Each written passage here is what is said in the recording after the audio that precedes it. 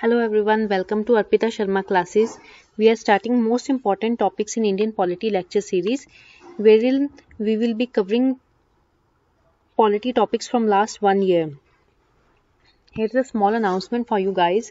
You can access Arpita Sharma ma'am's Unacademy Plus classes on art and culture and revising current affairs through MCQs for 2020 prelims and 2021. For this, you need to subscribe to Unacademy Plus and use code Sharma20 to get 10% discount. Link for this is given below in description box. So now let's start for our topic for today, which is anti-defection law. तो anti defection का मतलब क्या होता है? Defection का मतलब होता है, डिफेक्शन को हिंदी में दल बदल कहा जाता है.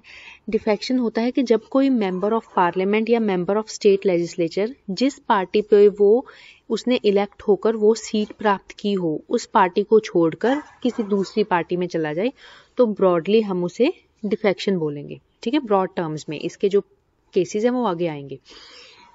ठीक है, क्या है? फॉर एग्जाम्पल, आपके एरिया के जो member of state legislative assembly थे, मतलब आपके एरिया के जो एमएलए थे, लेट अस सपोज उन्होंने भाजपा पार्टी की सीट पे उन्होंने इलेक्शन लड़ा और वो जीते भी, लेकिन जब उन्होंने असेंबली ज्वाइन किया उसके बाद उन्होंने कांग्रेस को ज्वाइन कर लिया या किसी और पार्टी को ज्वाइन कर लिया. ठीक है, तो ये क्या हुआ? ये आप लोगों ने, मतलब उस एरिया के जो लोगों ने उनको इलेक्ट किया था, तो उन्होंने उनके जो पर्सनल क्वालिटीज होती हैं उनके साथ साथ उनकी जो पॉलिटिकल पार्टी थी उसको भी ध्यान में रखा होगा ना. ठीक है, तो इस तरीके से अगर कोई एमपी या एमएलए बाद में अपनी पार्टी चेंज कर लेता है तो ये मतदान करने वाले लोगों के साथ एक तरह का धोखा हो जाता है. ठीक है, तो इसलिए इसको बोला जाता है डिफेक्शन. जो एंटी डिफेक्शन लॉ है, it was added to the constitution by 52nd amendment 1985. ठीक है, इससे पहले स्टूडेंट्स एंटी डिफेक्शन का कॉन्स्टिट्यूशन में प्रोविजन नहीं था. ठीक है, this 52nd amendment added schedule 10 to the constitution. और शेड्यूल 10 क्या करता है? Schedule 10 deals with disqualification of members of parliament and members of state legislative assemblies on grounds of defection. मतलब डिफेक्शन या दल बदल के ग्राउंड पे एमपीज और एमएलए दोनों को डिसक्वालिफिकेशन करने के बारे में डील करता है शेड्यूल 10. ठीक है, तो सबसे पहला पॉइंट जो यहाँ पे देखने वाला है वो क्या है कि it is this anti defection law is applicable to both MPs, members of parliament and MLAs, members of state legislative assemblies. Parliament में ये मेंबर्स ऑफ पार्लियामेंट कौन कौन होंगे? लोकसभा के मेंबर और राज्यसभा के मेंबर. ठीक है, ये कौन होंगे? एलएस लोकसभा के मेंबर, लोकसभा और राज्यसभा दोनों के मेंबर. और members of state legislative assemblies कौन होते हैं? जो आपके स्टेट की विधान सभा है उसके जो मेंबर हैं. ठीक है, दोनों पे लागू होगा ये. तो ये इस एंटी डिफेक्शन लॉ को लेकर आने की जरूरत क्या पड़ी थी? तो ये ऐसा हुआ था स्टूडेंट्स के 1960s में, 67 में पर्टिकुलरली क्या हुआ कि एक इस कॉन्सेप्ट को आया राम गया राम भी बोला जाता है. ठीक है, तो एक हरियाणा के एमएलए ने साहब ने एक दिन में 3 पार्टीज चेंज कर ली थी. ठीक है, तो इस तरह के जो पॉलिटिकल मतलब ये पार्टी चेंजिंग है फॉर द मॉनेटरी बेनिफिट, उसको रोकने के लिए फिर ये एंटी डिफेक्शन लॉ लेकर आया गया था 1985 में राजीव गांधी की गवर्नमेंट के द्वारा. चलो हम आगे डील करते हैं कि हमने ब्रॉडली डिफेक्शन क्या होता है, कि डिफेक्शन के कारण एमपी या एमएलए को डिस्क्वालीफाई किया जाएगा. हमने ये देख लिया था कि ब्रॉड डेफिनेशन क्या है इसकी. अब नेक्स्ट क्वेश्चन अब हमारे सामने जो आता है, केसेस फॉर डिफेक्शन. क्या क्वेश्चन है? इन विच केसेस कैन एमपी और MLA B disqualified on grounds of defection. कौन कौन से केसेस में एमपी या एमएलए को डिस्क्वालीफाई किया जा सकेगा. ठीक है, तो इसमें आगे 4 हेड्स हैं. फर्स्ट केस कब होगा? जब एमपी या MLA he voluntary gives up the membership of his party and joins another party after being elected from that party seat. जब कोई एमपी या एमएलए, ठीक है, जब कोई पर्सन ये एक पार्टी की सीट जीत के, ठीक है, मेंबर ऑफ पार्लियामेंट बन के या member of state legislative assembly बन के उस पार्टी को छोड़कर किसी और पार्टी में चला जाए, ठीक है। सपोज करो कोई पर्सन जैसे लोकसभा की सीट भाजपा से खड़ा हुआ था, भाजपा से सीट जीतकर कांग्रेस को ज्वाइन कर ले, या कांग्रेस का कोई एमपी बाद में भाजपा को ज्वाइन कर ले, या फिर टीएमसी को ज्वाइन कर ले, किसी थर्ड पार्टी को ज्वाइन कर ले, मतलब वो अपने आप जिस पार्टी पे से वो खड़े होकर सीट जीते थे उस पार्टी को वॉलंटरीली अपने आप छोड़कर किसी और पार्टी को ज्वाइन कर लेंगे, तब वो ये एंटी डिफेक्शन लॉ के अंदर डिस्क्वालीफाई हो सकते हैं। फिर सेकंड केस क्या है, इफ ही वोट्स अगेंस्ट और abstains from voting against the direction issued by party, ठीक है। तो क्या है कि कुछ लेटर सपोज कोई बिल चल रहा है लोकसभा में, बिल पे वोटिंग होनी है, तो जो पार्टी विप्स होती हैं कि पार्टी ने विप या डायरेक्शन इशू कर दी है कि इस हमारी पार्टी के जितने भी मेंबर्स हैं उन्होंने इस बिल के फेवर में वोट करना है, ठीक है। लेटर सपोज कोई बिल चल रहा है और जो जनता दल के एमपीस हैं उनको बोला गया है कि आपने इस पार्टी की ये जो बिल है इसके फेवर में वोट करना है, लेकिन एक एमपी क्या करता है, या तो वो जो डिसीजन था, पार्टी का डिसीजन था, या तो उसके अगेंस्ट वोट करें या फिर उस दिन वोट ही ना करें, ठीक है। या तो ये हो कि पार्टी ने जो बोला था कि इस बिल के फेवर में वोट करना है हम सबको, या तो उन्होंने उसके अगेंस्ट वोट कर दिया, ठीक है, या फिर क्या किया उस दिन वो वोटिंग करने ही नहीं गए, ठीक है। तो इस केसेस में भी वो एंटी डिफेक्शन लॉ के अंदर डिस्क्वालीफाई हो सकते हैं, ठीक है। इफ ही वोट्स अगेंस्ट और abstains from voting against the direction issued by party, that is he disobeys party leadership on a vote without obtaining permission from the party. इसमें ये पॉइंट देखने वाला है कि कोई एमपी अगर मतलब उसकी अपनी पार्टी से बात हो चुकी है या बाद में उसकी और उसकी पार्टी की रिकॉन्सिलिएशन हो जाती है, फिर हो सकता है कि वो डिस्क्वालीफाई ना हो, लेकिन अगर वो वोटिंग के केस में अपनी पार्टी को डिसओबे करेगा without obtaining permission from party, ठीक है, then he can be disqualified on the grounds of anti defection, on the grounds of defection. He can be disqualified if the party doesn't condone his act in 15 days. इसका क्या मतलब है कि उन्होंने कुछ कर दिया, या तो अगेंस्ट वोट कर दिया या फिर वोट करने गए नहीं गए, ठीक है, और उनकी अपनी पार्टी के साथ मतलब पैचअप काइंड ऑफ, कंडोन करना मतलब उसको सहमति देना, पार्टी और उनकी सहमति भी नहीं हुई, अगले 15 दिन का टाइम दिया जाता है, ठीक है। 15 दिन तक अगर कोई सहमति नहीं होती है तो उस एमपी को डिस्क्वालीफाई किया जा सकता है एंटी डिफेक्शन लॉ के अंतर्गत, ठीक है। हमने दो देख लिए, पहला क्या है, पहला केस का क्या था, first case if he voluntarily gives up the membership of his party, दूसरा क्या है if he doesn't give up membership नहीं छोड़ी उसने, but he votes against his party's directions और abstains from voting, या तो वो against वोट कर देता है या फिर वोट करने ही नहीं जाता पार्टी डायरेक्शंस के अगेंस्ट, ठीक है। इन दोनों केसेस को हमने देख लिया है, that person can be disqualified. Now third case is if he is an independent member, ठीक है।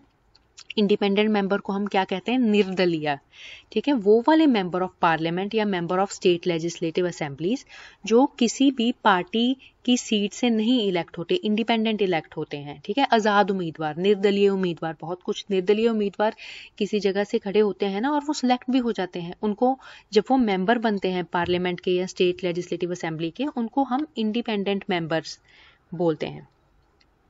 अब स्टूडेंट्स देखिए, अगर किसी एक कॉन्स्टिट्यूएंसी से इंडिपेंडेंट मेंबर इलेक्ट हो रहा है, इंडिपेंडेंट मेंबर जीत रहा है और कोई मेन पार्टीज के जितने भी कैंडिडेट्स थे वो नहीं जीत रहे हैं, तो इससे हमें क्या पता चलता है कि उस कॉन्स्टिट्यूएंसी के जो लोग हैं वो मेन पार्टीज के जो कैंडिडेट्स थे उनको बिल्कुल पसंद नहीं करते हैं या उनसे उनको कोई होप्स नहीं है, तभी उन्होंने एक इंडिपेंडेंट मेंबर को इलेक्ट किया ना, ठीक है। नो अब क्या होता है कि वो इंडिपेंडेंट मेंबर जब वो इलेक्ट हो जाए, अगर वो किसी पॉलिटिकल पार्टी को ज्वाइन कर ले, ठीक है, तो ये एक जनता के मैंडेट के साथ धोखा हुआ ना, क्योंकि उन्होंने तो उस इंडिपेंडेंट मेंबर को इसलिए जिताया था क्योंकि उन्होंने बाकी मेन स्ट्रीम पार्टीज को वोट नहीं करना होगा शायद, ठीक है। But now that independent member, जो निर्दलीय मेंबर था, अपने इंडिपेंडेंट होने की वजह से जीता था, वो इलेक्ट हो गया, एमपी या एमएलए बन गया, और फिर उसने कोई पार्टी ज्वाइन कर ली, फिर वो जाकर late us suppose Congress join कर लेता है या बीजेपी ज्वाइन कर लेता है, ठीक है। तो ये भी लोगों के जो मैंडेट था, मतलब जिन लोगों ने उसको वोट दिया था, उनके साथ एक तरह से धोखा हो गया, ठीक है। तो इस केस में भी वो जो इंडिपेंडेंट मेंबर है वो डिस्क्वालीफाई किया जा सकता है एंटी डिफेक्शन लॉ के अंदर, ठीक है। अब फोर्थ केस क्या है, if he is a nominated member, ठीक है। नॉमिनेटेड मेंबर कौन से होते हैं, जिनको, जो इलेक्ट होकर नहीं आते, लोकसभा, राज्यसभा या स्टेट लेजिस्लेटिव असेंबलीज में जो इलेक्ट होकर नहीं आते, वो नॉमिनेटेड मेंबर्स होते हैं। अब नॉमिनेटेड मेंबर्स कितने हैं, राज्यसभा में 12 होते हैं, ठीक है।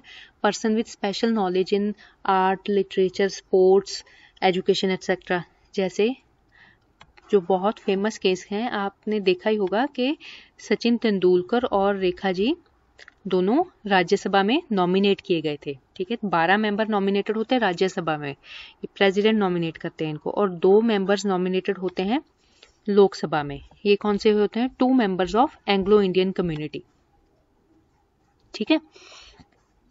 अब ये केस क्या है कि अगर इनमें से कोई, if he is a nominated member and joins any political party after 6 months of being nominated, ठीक है। इसमें ये चीज देखने वाली है कि जो नॉमिनेटेड मेंबर्स हैं, जब उनको नॉमिनेट किया जाता है राज्यसभा में या लोकसभा में, तो उनको 6 months का पीरियड दिया जाता है। उस 6 months में अगर वो किसी पार्टी को ज्वाइन करना चाहते हैं तो वो कर सकते हैं, ठीक है। उनके पास 6 months का टाइम है। लेकिन अगर वो उन 6 months में किसी भी पार्टी को ज्वाइन नहीं करते हैं और 6 महीने के बाद अचानक से, मतलब उनको याद आता है कुछ, 6 महीने के बाद वो किसी पॉलिटिकल पार्टी को ज्वाइन करते हैं, तो फिर उनको डिफेक्शन के अंतर्गत डिस्क्वालीफाई किया जा सकता है, ठीक है। ये 6 months क्यों दिए गए हैं स्टूडेंट्स, ये इसलिए कि अगर उनकी पहले ही किसी पॉलिटिकल पार्टी के साथ लीनिंग हो तो 6 months का एम्पल टाइम है उनके पास, ये इस टाइम में आप ज्वाइन कर सकते हैं, ठीक है। लेकिन अगर वो इतने टाइम तक नहीं करते, फिर अचानक से किसी पार्टी को ज्वाइन करते हैं, तो ये समझा जाता है कि शायद इसके पीछे कोई मतलब मॉनिटरी गेन हो उनके लिए, या और कोई मटीरियल गेन हो, ठीक है। तो इसलिए they can be disqualified under anti defection law. So अब हम रिपीट करते हैं कौन से 4 केसेस हैं जिनके अंडर एमपी या एमएलए को डिस्क्वालीफाई किया जा सकता है। पहला केस है जब वो एमपी या एमएलए अपने आप अपनी पार्टी की मेंबरशिप छोड़कर किसी दूसरी पार्टी को ज्वाइन कर ले, अपने आप अपनी पार्टी छोड़ी और दूसरी ज्वाइन कर ली। दूसरा क्या केस है, अगर वो अपनी पार्टी के डायरेक्शंस के अंतर्गत वोट नहीं करने जाता, या फिर उसके अगेंस्ट वोट कर देता है, उसके उल्ट वोट कर देता है, ठीक है। तीसरा केस क्या है, जब कोई निर्दलीय मेंबर है, कोई इंडिपेंडेंट मेंबर है जो किसी भी पॉलिटिकल पार्टी को ज्वाइन नहीं करता था, लेकिन इलेक्शंस में जीतने के बाद, एमपी या एमएलए बनने के बाद अगर वो किसी पॉलिटिकल पार्टी को ज्वाइन कर ले, then all he can be disqualified under anti defection law. और फोर्थ केस क्या है कि जो नॉमिनेटेड मेंबर्स होते हैं, नॉमिनेटेड मेंबर्स कौन से होते हैं, जो इलेक्शंस के थ्रू नहीं आते, जिन्हें प्रेसिडेंट के द्वारा नॉमिनेट किया जाता है। अगर वैसे नॉमिनेटेड मेंबर्स 6 months के बाद किसी पॉलिटिकल पार्टी को ज्वाइन कर लें, then they can be disqualified,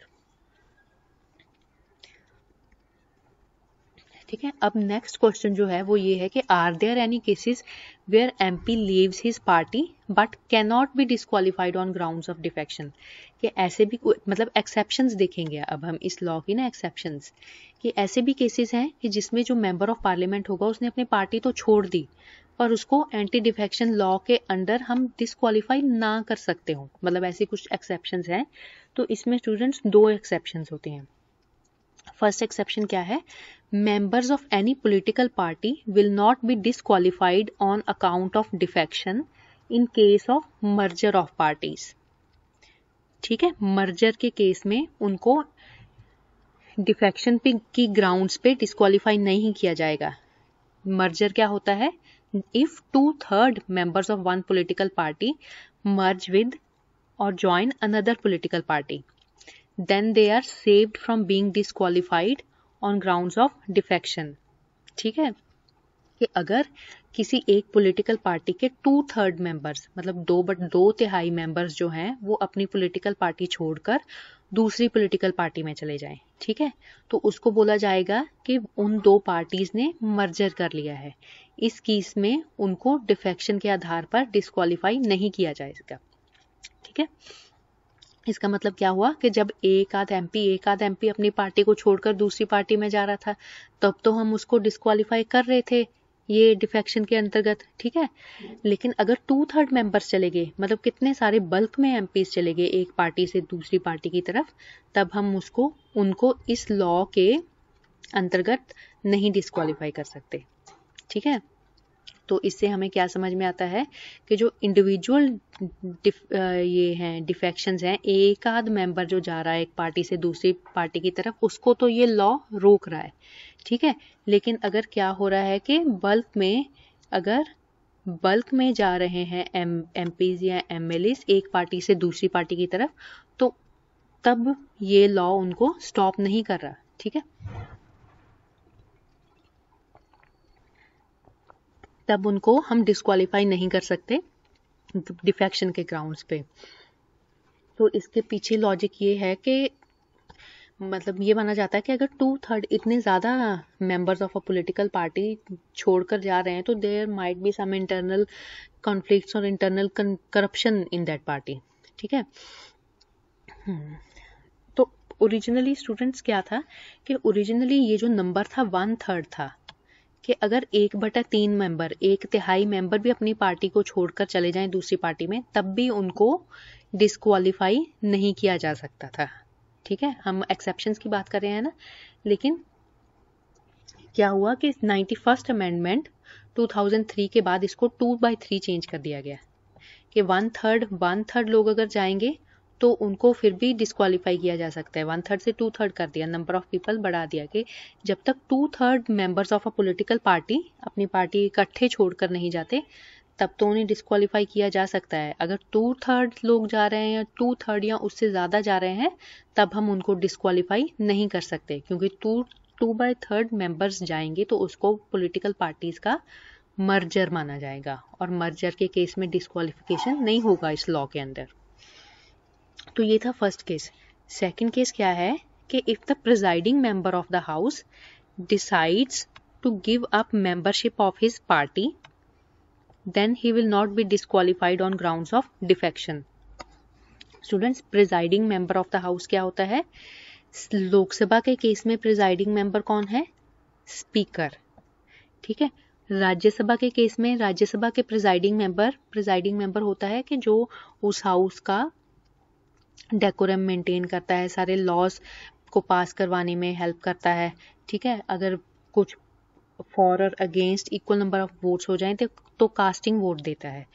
तो जो प्रिजाइडिंग मेंबर लोकसभा के केस में कौन होते हैं? स्पीकर। और राज्यसभा के केस में प्रिजाइडिंग मेंबर राज्यसभा का कौन सा होता है? चेयरमैन, ठीक है। राज्यसभा का चेयरमैन कौन है स्टूडेंट्स? राज्यसभा का chairman vice president of India होते हैं, ठीक है। तो अब हमको पता है कि जो लोकसभा के स्पीकर होते हैं वो generally Lok Sabha members of parliament हैं, जो लोकसभा के मेंबर्स हैं उनमें से ही किसी एक पर्सन को लोकसभा का स्पीकर बना दिया जाता है। जनरली क्या होता है कि जो ये जिस पार्टी की गवर्नमेंट होती है, जिस पार्टी की मेजोरिटी होती है, वो अपने ही किसी न किसी सदस्य को लोकसभा का स्पीकर बना देते हैं। जैसे प्रेजेंटली लोकसभा के स्पीकर कौन है? ओम बिरला जी। वो कौन सी पार्टी के बिलोंग करते हैं? बीजेपी को। बीजेपी के पास मेजोरिटी है, तो उसी का एक मेंबर जो है वो लोकसभा का स्पीकर बना हुआ है, ठीक है। तो हमारा यहाँ पे क्वेश्चन क्या है कि अगर प्रिजाइडिंग मेंबर ऑफ हाउस जो है, if he decides to give up membership of his party.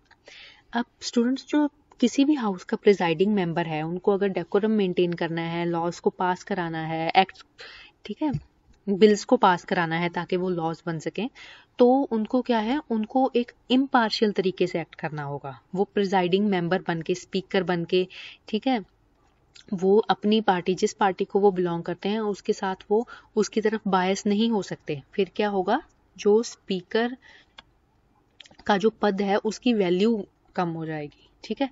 तो अगर लेकिन उनको स्पीकर जी को या ये वाइस प्रेसिडेंट ऑफ इंडिया इनको लगता है कि मैं किसी एक पार्टी की तरफ बायस हो रहा हूँ, अगर स्पीकर को लगे कि अगर ओम बिरला जी हैं जैसे, उनको लगे कि मेरा बीजेपी के मेंबर होने के कारण मतलब मुझे अंदर से ऐसा लग रहा है कि कहीं मैं उनकी तरफ बायस ना हो जाऊं और मैं दूसरे पार्टीज के अगेंस्ट ना हो जाऊं, तो अगर वो चाहें तो वो अपने पार्टी की मेंबरशिप छोड़ सकते हैं। ठीक है। To act in an impartial manner, इस पर्पस के लिए वो अपने पार्टी की मेंबरशिप छोड़ सकते हैं। तब उन्हें डिफेक्शन के ग्राउंड्स पे इस लॉ के अंतर्गत डिस्क्वालीफाई नहीं किया जाएगा। तो स्टूडेंट्स, अब नेक्स्ट क्वेश्चन जो आता है वो ये है कि who decides whether a member is disqualified और नॉट, कौन डिस्क्वालीफाई करेगा, कौन डिसाइड करेगा इसके बारे में। ठीक है। तो क्या है, जो हाउस का प्रिजाइडिंग ऑफिसर होता है, chairman in case of Rajya Sabha and speaker in case of Lok Sabha, ठीक है, he disqualifies the members on grounds of defection, उसके पास ये अथॉरिटी है। ठीक है। इसके अंदर हम देखेंगे कि एंटी डिफेक्शन लॉ जो है उसका सेक्शन 6 क्या कहता है। उसके सेक्शन 6 में है decision on questions of disqualification on grounds of defection, मतलब दल बदल या डिफेक्शन पे आधार पे अगर किसी को डिस्क्वालीफाई करना है उसके रिलेटेड जो भी क्वेश्चंस आएंगे। ठीक है। If any question arises whether a member of house has become subject to disqualification under this schedule, the decision of the chairman और the speaker as the case may be shall be final. ठीक है। इसका मतलब क्या है कि अगर ऐसा क्वेश्चन आता है कि किसी एक मेंबर ऑफ द हाउस को डिस्क्वालीफाई किया जाना है शेड्यूल 10 के अंतर्गत, तो उस केस में डिसीजन ऑफ चेयरमैन इन राज्यसभा और the decision of speaker in Lok Sabha shell be final. तो कौन डिसाइड करेगा कि एमएलए या एमपीज को डिस्क्वालीफाई करना है, कौन डिसाइड करेगा, presiding officer of the house. अब हम देखते हैं student section 7 of anti defection law. Section 7 क्या कहता है? Section 7 bars the jurisdiction of courts in respect to disqualification of a member of a house under this schedule. ठीक है। Schedule 10 का सेक्शन 7 क्या कहता है? Bars jurisdiction of courts in respect of disqualification. इसका क्या मतलब है कि जो हमारे कंट्रीज की कोर्ट्स हैं वो इसके बारे में डिसाइड नहीं कर पाएंगी किसी पर्सन को डिस्क्वालीफाई करना है या नहीं करना है। ये स्पीकर का डिसीजन होगा या फिर चेयरमैन का डिसीजन होगा। कोर्ट्स की इस केस में कोई भी ज्यूरिसडिक्शन नहीं चलेगी। ये क्या कहता है? ये सेक्शन 7 ऑफ दिस एक्ट कहता है। ठीक है। ये किस लिए किया गया है? ये किया गया है ताकि पार्लियामेंट की जो इंडिपेंडेंस है उसको मेंटेन किया जा सके। फ्रेंड्स, जैसे हमने देखा है कि हमारे इंडिया के केस में जुडिशरी जो है वो बहुत सारे एरियाज में इंडिपेंडेंट है। ठीक है। वैसे ही पार्लियामेंट जो है वो बहुत कुछ एरियाज में वो भी इंडिपेंडेंट है। ठीक है। तो उसकी इंडिपेंडेंस को मेंटेन करने के लिए ये कोई भी जो इंडिया की कोर्ट्स हैं वो इसके बारे में डिसाइड नहीं करेंगी। डिस्क्वालिफिकेशन के मैटर में स्पीकर या चेयरमैन का जो डिसीजन होगा वो फाइनल होगा। ठीक है। लेकिन फिर इसके हिसाब से एक और क्वेश्चन हमारे माइंड में आता है, वो ये है कि क्या जुडिशियल रिव्यू एप्लीकेबल होगा? क्या हमने अभी अभी पढ़ा सेक्शन 7 के अंडर कि कोर्ट्स का ज्यूरिसडिक्शन यहाँ पे नहीं चलेगा, लेकिन क्या है, जुडिशियल रिव्यू तो part of basic structure of constitution है ना। ठीक है। जुडिशियल रिव्यू क्या होता है? जुडिशियल रिव्यू का मतलब होता है कि अगर कोई एक ऐसा एक्ट पास हो जाए किसी हाउस में, पार्लियामेंट कुछ ऐसा एक्ट पास कर दे जो कि कॉन्स्टिट्यूशन के अगेंस्ट जाता है। ठीक है। जो कि फंडामेंटल राइट्स को सिटीजन्स के फंडामेंटल राइट्स को नल करता है या जो कॉन्स्टिट्यूशन के प्रोविजंस हैं उसके अगेंस्ट जाता है, तो हमारी सुप्रीम कोर्ट के पास ये पावर है कि वो उस एक्ट का जुडिशियल रिव्यू कर सके। ठीक है। तो क्या है कि जुडिशियल रिव्यू तो part of basic structure of constitution है। अब सेक्शन 7 तो कह रहा है कि कोर्ट्स का ज्यूरिसडिक्शन नहीं चलेगा, तो जुडिशियल रिव्यू एप्लीकेबल है कि नहीं? Yes, judicial review is applicable. ठीक है। Because it's a part of basic structure of constitution. ठीक है। तो क्या होगा, फर्स्ट लेट चेयरमैन या स्पीकर डिसाइड द इशू, ठीक है, कि पहले स्पीकर का डिसीजन होगा कि उन्होंने एक मेंबर को डिस्क्वालीफाई करना है कि नहीं करना है। उसके बाद अगर स्पीकर का जो इंटेंशन है वो गलत लगे, किसी पर्सन को ऐसा लगे कि वो जानबूझकर उसको डिस्क्वालीफाई करना चाहते थे, तो तब जो सुप्रीम कोर्ट है वो जुडिशियल रिव्यू कर सकते हैं इन केसेस में भी, ठीक है। तो हमने क्या समझा कि कौन डिस्क्वालीफाई कर सकता है, presiding officer of the house, speaker या फिर चेयरमैन, ठीक है। तो इसमें कोर्ट्स का डिसीजन नहीं चलेगा कि हम कोर्ट में नहीं जा सकते कि उस पर्सन ने पार्टी बदली है जी उसको डिस्क्वालीफाई करो, हम कोर्ट में नहीं जा सकते। किसका डिसीजन फाइनल होगा, स्पीकर का या चेयरमैन का। लेकिन जब स्पीकर या चेयरमैन ने डिसाइड कर लिया और किसी पर्सन को उनका जो इंटेंट है वो मैलाफाइड लग रहा है, गलत इंटेंट लग रहा है, ठीक है, बायस्ड डिसीजन लग रहा है, तो तब सुप्रीम कोर्ट में अप्लाई कर सकते हैं और सुप्रीम कोर्ट इस केस में जुडिशियल रिव्यू दे सकता है, क्योंकि judicial review is a part of basic structure of constitution, ठीक है। तो क्या था, सुप्रीम कोर्ट ने पॉइंट आउट किया था, Supreme Court pointed out that here presiding officer acts as a tribunal, ठीक है। जो प्रिजाइडिंग ऑफिसर है, स्पीकर या चेयरमैन है, वो यहाँ पर एक ट्रिब्यूनल की तरह काम कर रहे हैं, ठीक है। उन्हें एक जजमेंट सॉर्ट ऑफ देना है कि इस पर्सन को डिस्क्वालीफाई किया जा सके या नहीं किया जा सकते। So his decision is subject to judicial review on grounds of mala fide intent etcetera, कि इसलिए उनके डिसीजन का जुडिशियल रिव्यू हो सकता है कि कहीं उनका जो इंटेंट था वो गलत इंटेंट तो नहीं था, वो जानबूझकर तो नहीं उसको डिस्क्वालीफाई करना चाहते थे, ठीक है। अब ये क्वेश्चन, नेक्स्ट क्वेश्चन जो है वो ये है कि क्या अगर कोई पर्सन अपनी पार्टी छोड़कर दूसरी पार्टी में चला जाए या अपनी पार्टी की डायरेक्शंस के अगेंस्ट वोट करे तो क्या उनका ऑटोमेटिक डिस्क्वालिफिकेशन हो जाएगा? तो इसका आंसर है नो, उस पर्सन को डिस्क्वालीफाई नहीं किया जाएगा।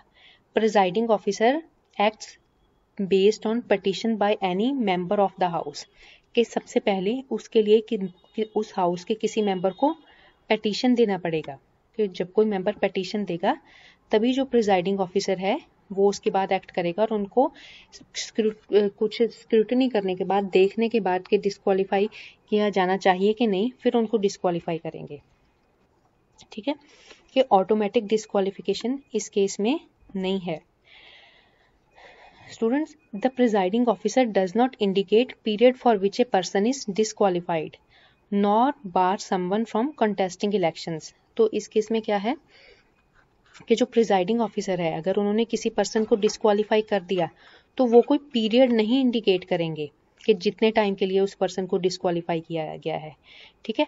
और ना ही जो डिस्क्वालीफाइड एमएलए या एमपी है उसको फर्दर इलेक्शंस का पार्ट बनने में, दोबारा से इलेक्शन लड़ने के लिए या बाई इलेक्शन लड़ने के लिए उनको रोका नहीं जा सकता।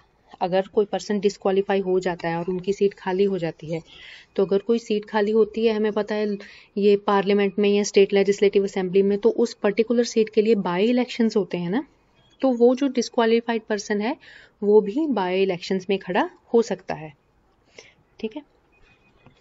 अब हम देखेंगे कि एंटी डिफेक्शन लॉ में एक अमेंडमेंट आया था, 91st अमेंडमेंट 2003। तो उसमें क्या था,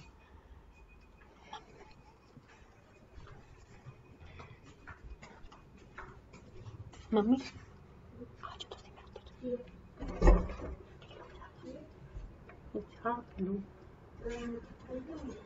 अच्छा,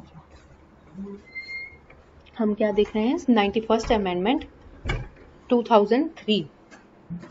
तो 91st अमेंडमेंट क्या कहता है, total number of ministers in the council of ministers shall not exceed 15% of total strength of Lok Sabha. तो इसने क्या किया था कि जो काउंसिल ऑफ मिनिस्टर्स होते हैं किसी गवर्नमेंट के, उनका जो टोटल नंबर है वो लोकसभा की स्ट्रेंथ से 15% से ज्यादा नहीं हो सकता, ठीक है।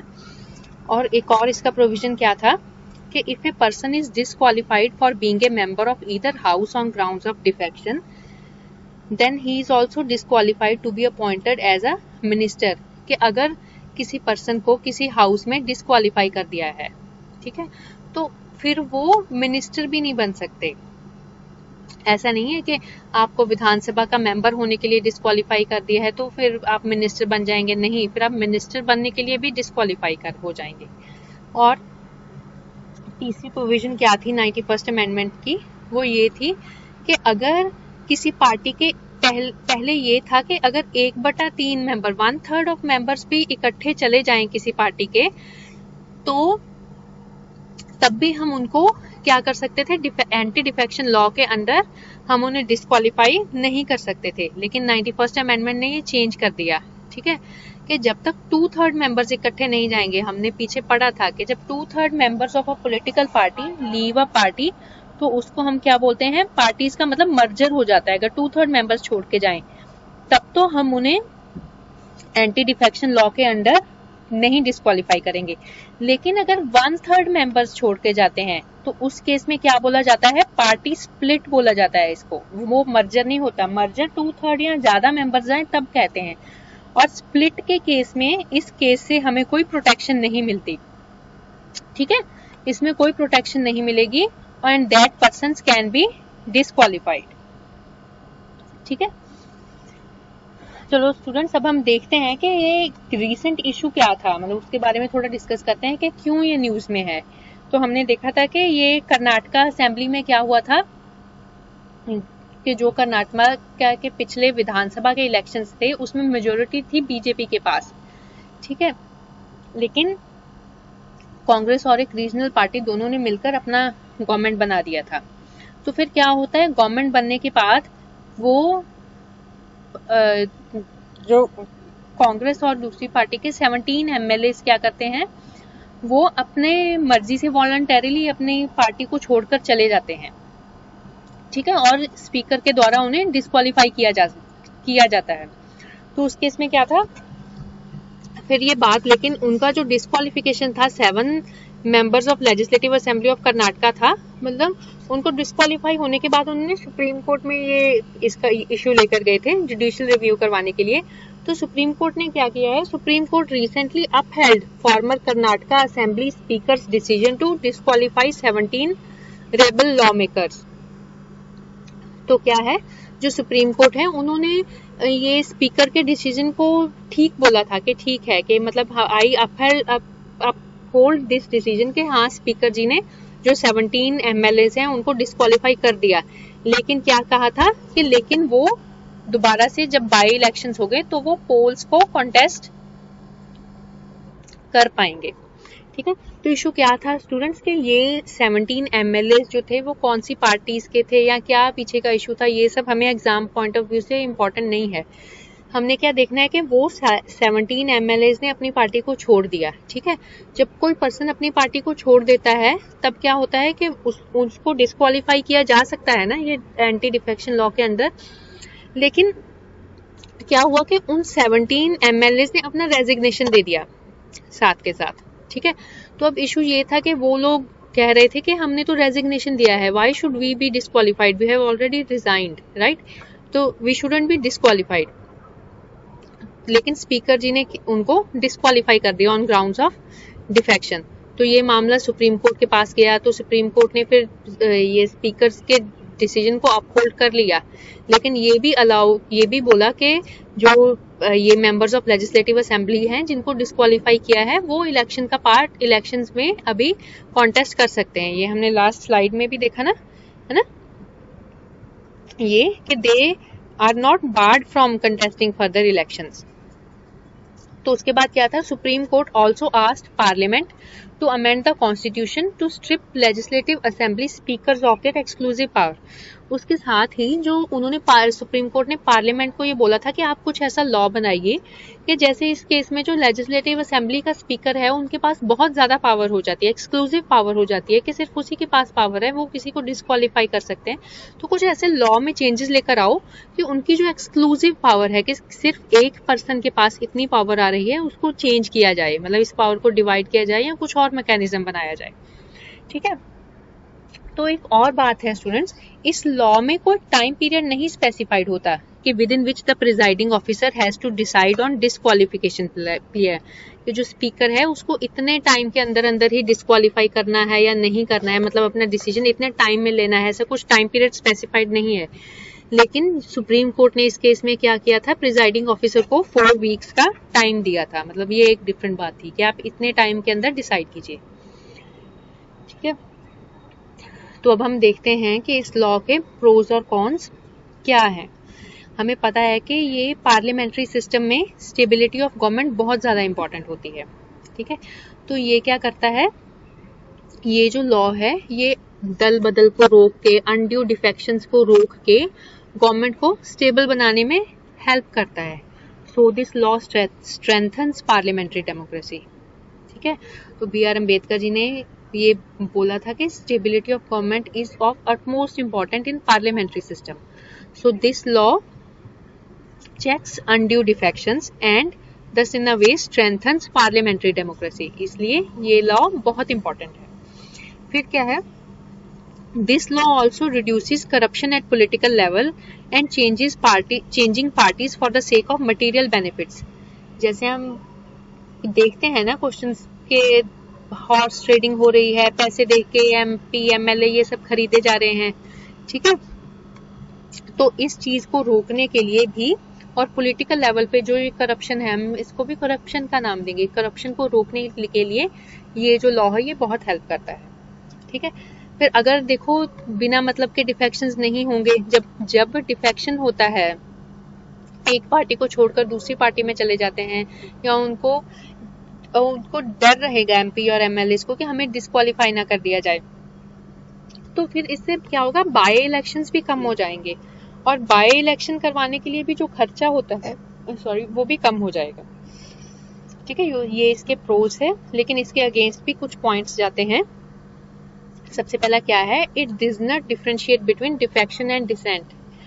लेट अस सपोज कि कोई पर्सन ने किसी पार्टी को ज्वाइन किया और उस पार्टी के सीट पे वो MP या MLA भी बन गया, लेकिन बाद में उसको उस पार्टी की पॉलिसीज अच्छी नहीं लग रही। ठीक है, we all have right to speech and expression. ठीक है, जैसे हम सबको सिटीजन्स को राइट है, वैसे MPs और MLAs को भी तो राइट है ना कि उनका भी अपना कुछ right to speech and expression है।